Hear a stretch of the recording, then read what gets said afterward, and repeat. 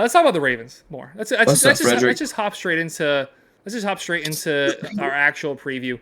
And first thing we're going to do, we're going to look at the team stats for the Baltimore Ravens, starting off on offense. They're fourth in total points scored, fifth in yards, so top 5 offense.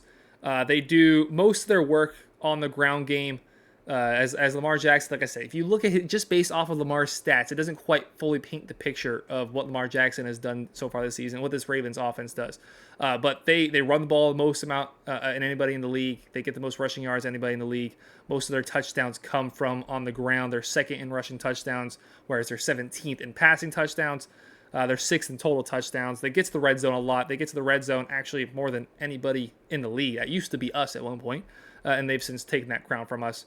They're very effective once they do get to the red zone, second in red zone touchdowns, and they're good on all 4 downs, 8th on first down, third down percentage are 10th in third down percentage. I guess the one area where they're not so great, fourth down percentage, they're 15th, middle of the road. Don't turn the ball over, 6th fewest turnovers on offense. Lamar Jackson and co have been sacked the 13th most times in the NFL at 36 times. And then you look at the defense, and the defense oftentimes, especially in a modern NFL, doesn't get as much credit as the offense, but this genuinely is the best defense in football. They've allowed the least amount of points. They've gotten the most turnovers. They've gotten the most sacks. They've allowed the 3rd fewest plays run against them. You look all across the board. They're the best against passing touchdowns. They allow the fewest amount of passing touchdowns, allow the fewest most touchdowns in general. They allow the 11th fewest attempts in the red zone. Best on 4th best first down, 5th best third down percentage, 3rd against a 4th down percentage. Like, this is a very good football team. Everywhere you look on this team, there's Pro Bowlers. On the offensive line, quarterback, receiving room is finally getting upgraded. That's been the weakest point of this team for years. Has been the receiver group, and Zay Flowers is blossoming into a very good young player. And they still have the help from Nelson Aguilar, Odell Beckham, Rashad Bateman, who's been there for a few years. And then you look over on defense, Patrick Queen, Roquan Smith, Kyle Hamilton, a couple of guys might not play, Marlon Humphrey. I mean, there is just dudes on dudes on dudes all over on this Ravens team. Pause. Yeah. As soon as it started coming out of my mouth, I thought of it, but and then he just kept going. Except I just kept going. I'm not stopping. But there's this team just has so much talent. Dogs. They're well coached. They have a good culture, ownership all the way down to starting quarterback. You have your coach, your quarterback, your GM, your owner, everything. I like everything about this Ravens team. I am kind of a fan of the Ravens. This is a guys, unfortunately this man has been a fan of the Ravens since, what was it, the Super. Oh my God, you actually had that on the side. I hate you. Yeah, when I went and grabbed this hat, I was like, let me get my Ravens hat out, because I do like the Ravens. I'm not gonna lie to you guys. I'm an honesty broker, all right, guys. I tell y'all the truth. I'm not gonna hide from y'all the fact that Lamar Jackson has been my wallpaper. Not right now, but there's many times he's been my wallpaper. I had his jersey in there. Like, this is a damn good team. Just to put it this way, like it when it comes down to Dolphins versus Ravens, he's obviously rooting for the Dolphins. 100%. But 100%. Any other time against any other team, his ideal AFC Championship game is going to be Ravens versus Dolphins. I would be terrified. I'd be so that's like in pretty much all sports. I like 2 teams. You don't like it, deal with it. You root for your team. You root for sports how you want. I root for the sports how I want. I like 2 teams pretty much in every single sport. Like, theoretically, best case scenario, you get your 2 teams in the finals. So one has to win, one has to lose, but one has to lose. So it's like that emotional sadness, especially if the second favorite team wins, because then you're a little bitter about it. Your favorite team lost. It just gets kind of weird. Yeah. Which is like every time the Ravens and the Dolphins play each other. Not the last couple of years. I'm just talking about in general. Like, it's kind of bitter for me whenever they play each other. Like, I obviously love the Ravens. Yeah. And if they win, I don't know if they do they clinch the number 1 seed if they win. If they win, they clinch the number 1 seed, because there is no way for the Browns to catch up to them. I don't think they're 1 game ahead of the Browns currently. Are you busting out the ESPN playoff calculator? I am not, but that's a very good point. That's like the first time That's the first stream we've done. We haven't done a stream in 4 weeks, right? But like the last 3 that we did, every single time he tried to bust out the playoff calculator. It was absolutely fantastic. Well, it hasn't been working on mobile. Let's see if it works now. Okay, now Right, so I got if the it. Browns, It's working on my laptop, so I got this pulled up. I'm just going. I got it pulled up. So I'm going with the Browns and Ravens winning. No. Wait, maybe. Wait, where's the? Yeah. They clinched the number 1 seed if they because then they get to 13 wins, and there's no way Cleveland can catch up. The most they can get to is 12. So they clinch division and number 1 seed if they win. But I'm saying even if the Ravens lose this week, sorry, next week. If the Ravens lose next week. Yeah. I have it where the Steelers win and the Browns. I picked it to where the Steelers win and the Browns win the last week of the season. It's a 2-game gap. So there's so much to be played for between both these teams. Dolphins, you win the AFC East, first time winning it since the late 2000s. Guarantee a home playoff game. You still control your own destiny to get that number 1 seed. You would have to win next week to guarantee it. If you lose next week, by next week I mean against the Bills, there's still there's scenarios to be played for. You can still lose and get the number 1 seed. And for the Ravens, it's winning the division this week, and it's getting the number 1 seed this week. It's crazy because if the Dolphins and Browns win this week, and the Browns win, the Ravens lose, and the Dolphins lose, the Cleveland Browns get the number 1 seed. Joe Flacco, Joe Flacco, the quarterback. Imagine with their 4th quarterback. The quarterback from the team last year that the Dolphins beat to get into the playoffs, who didn't score a touchdown last year. That? Yes, he did. That's crazy. Yes, he did.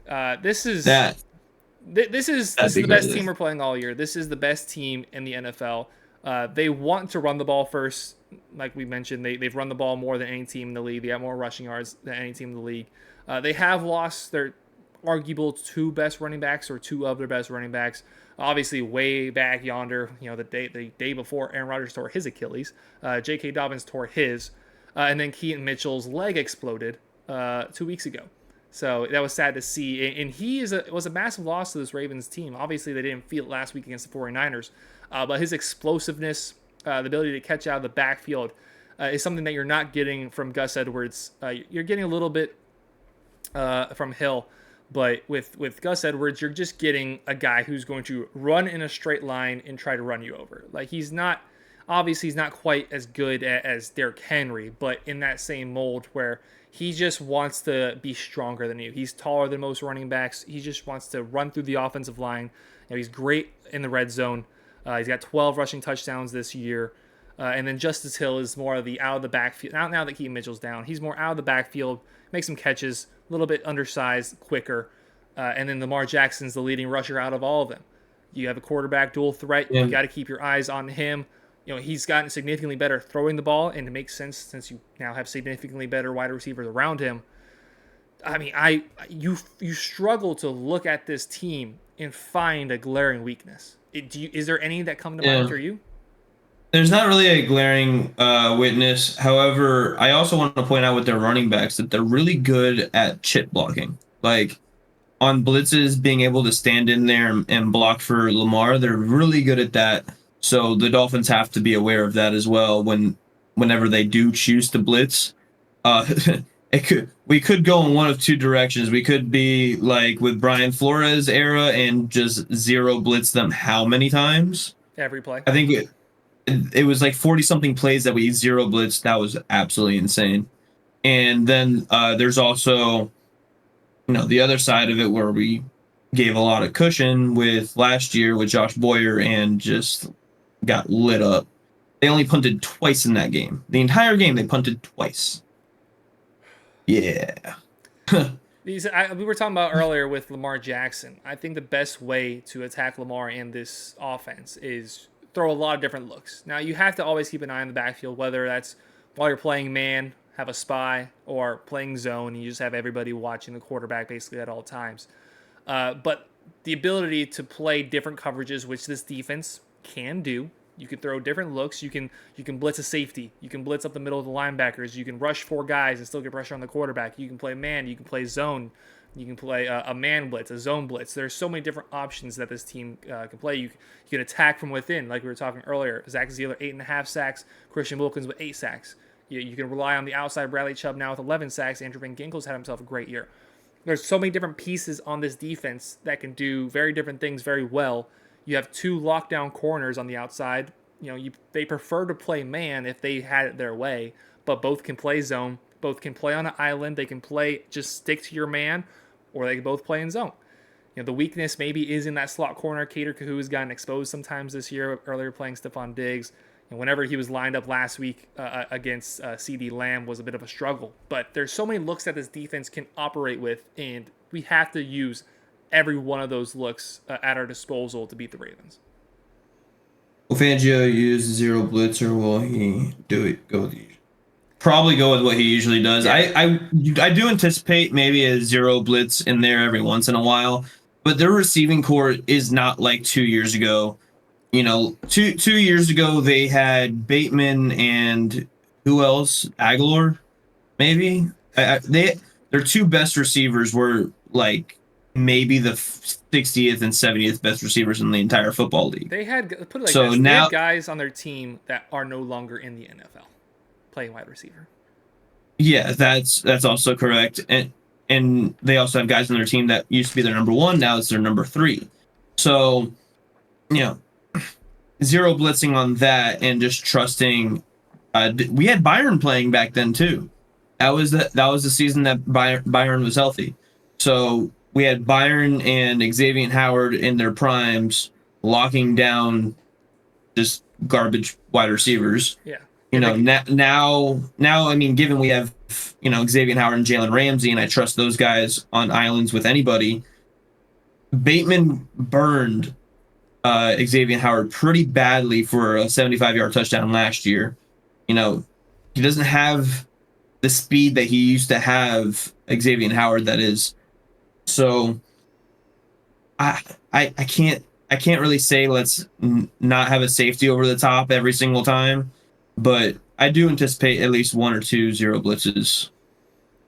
Something that kind of gets overlooked that the Ravens do very well is they get the ball. Lamar can get the ball out of his hands really quick. Now, there's been so many times where you see when the defense rushes like just 3 or 4 guys, and Lamar will literally just stand there. Literally just stand there with the ball and just watch. And he's gotten he's improved a lot on breaking down defenses. The ability to throw the ball, it cannot be understated how much better of a throw the ball he is now from when he came into the league. But he can also get the ball out of his hands quickly, like with the wide receiver screens. It's very dangerous to just get sucked in and enamored by what Lamar can do with his ability to extend plays. That is the risk of the cover zero, is if you hit a guy for an outside screen, a wide receiver screen, and he gets past his man and the blocking assignments do what they're supposed to do, he's gone. You got nobody else there. And Zay Flowers is perfectly capable of taking a wide receiver screens to the house. He's a little bit undersized, about 5'9", 5'10", speedy, good hands, reliable. He's gotten better each and every week, it seems like, as the season's gone on. And he played very well last week against a good 49ers defense. I believe he had 9 catches for 72 yards and a touchdown. Was very comfortable. The wide receivers after that, you do lose some reliability, like with Rashad Bateman, with Odell, with Nelson Aguilar.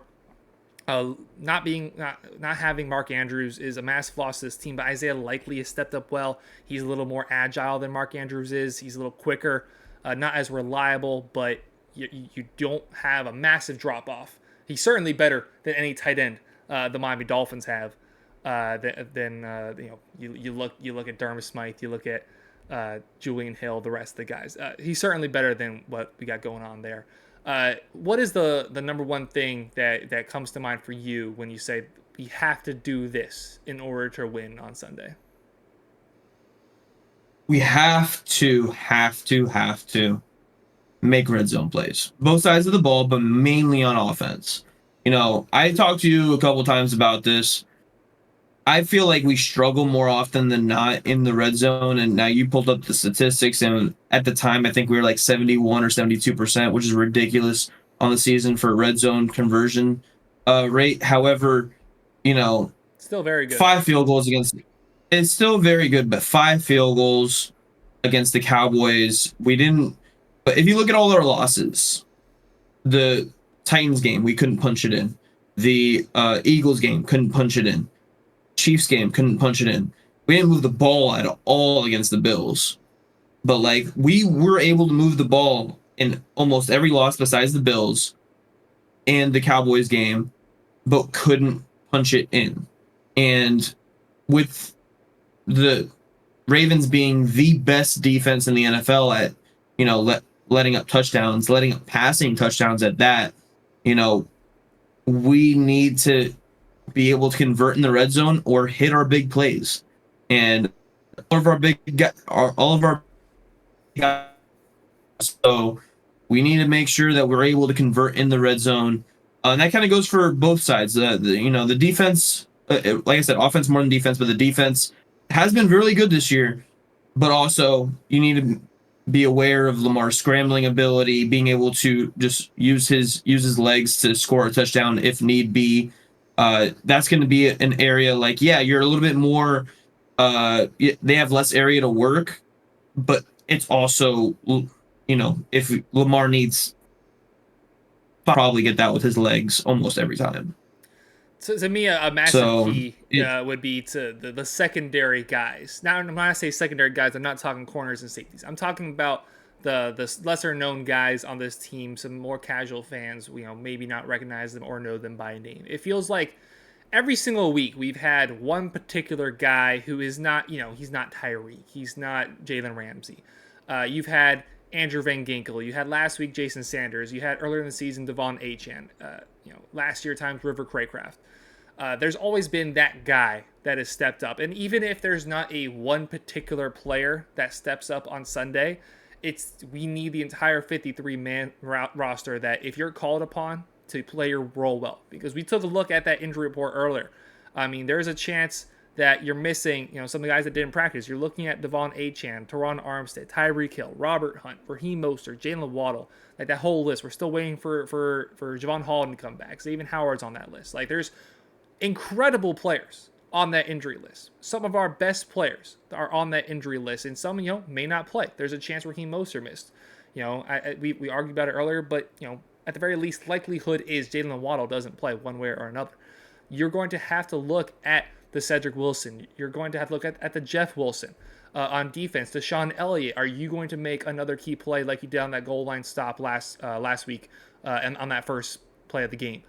Duke Riley, he might be tasked with being a spy for Lamar Jackson, as I think he's like a little bit quicker than some of our other middle linebackers are.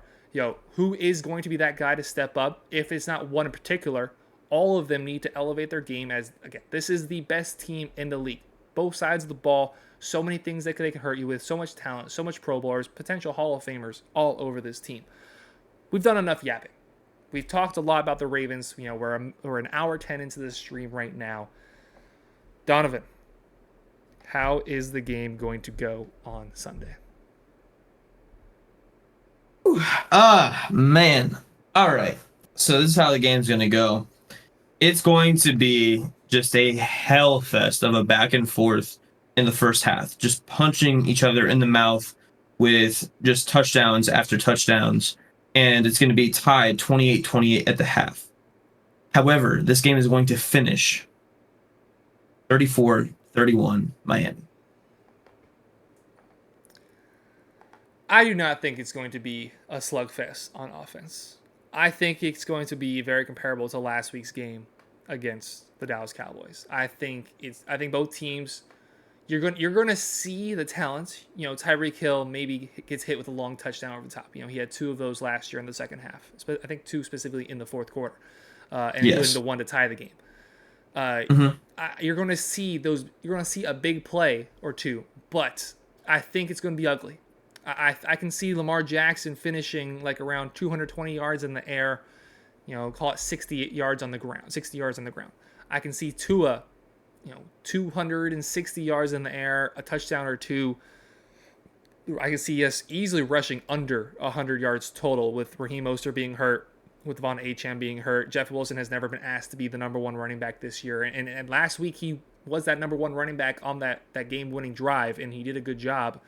But there's so many injuries. Everyone's really beat up on both sides of the ball. It's, I'm not sure what the weather's going to look like, but it's the East Coast, a little bit northern. It's probably going to be cold and windy one way or another way. One way or another, it's going to be cold and windy, whether it's raining, whether it's even snowing. I don't see this being a pretty game like last year when we're playing them in September. It was sunny. The weather was fine. Nobody was really beat up of note except for like Byron Jones at the time. I think it's going to be ugly. I think it's going to be a very ugly game. Last week, I predicted the Cowboys to win. And my mentality was like, look, we struggle to play against good teams, but also against the Chiefs, against the Eagles, I predicted us to win, and we lost.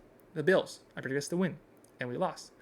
So, Jacob, are you going to do the same thing and predict the Dolphins to lose this week in hopes that they win? No, I'm predicting the Dolphins to win. I'm going to go with Miami Dolphins 24, Baltimore Ravens 21.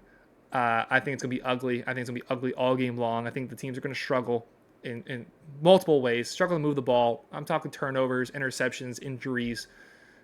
A lot of things are going to go wrong for both sides of the ball, for both teams. And I think both teams are going to walk away respecting each other, no matter who wins. I don't think we're going to feel better or worse about either team. If we win, obviously we'll feel better. But it's going to be a rough game. It's going to be stressful. We're going to be sitting there in the chair. You literally might be sitting right there watching the game with me. So we're going to be stressed. We're going to be tense the entire game. I don't think it's going to be a blowout one way or another. But I think it's going to be an exciting game. You can win the division. The Ravens can lock up the number 1 seed. There's so much to play for. It's December football. Both teams are the only 2 teams in the AFC to clinch playoff spots, but it's so important that they win this game. Continue to control your own destiny, which both teams do. I'm ready.